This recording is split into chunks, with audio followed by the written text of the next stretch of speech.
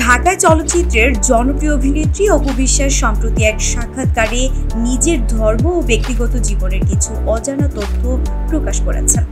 তিনি জানিয়েছেন, শাকিব খানের সাথে বিয়ের পর ক্যারিয়ার ও সন্তানের স্বার্থের জন্য ধর্ম পরিবর্তন সম্পর্কে মিথ্যা বলেছিলেন।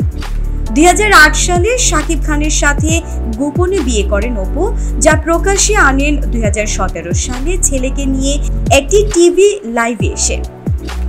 সে সময় তিনি বলেছিলেন ইসলাম ধর্ম গ্রহণ করেছেন, তবে এবার জানিয়েছেন বাস্তবে তিনি হিন্দু ধর্মেই ছিলেন এবং আছেন।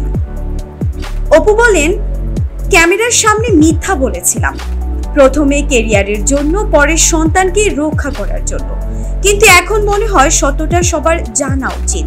আমি কখনোই ধর্মান্তরিত হইনি, কারণ সেই প্রক্রিয়াগুলো শাকিবের পরিবার পালন করেনি। তিনি আরো জানান, ছেলের ভবিষ্যতের কথা ভেবেই তখন মিথ্যা বলেছিলেন।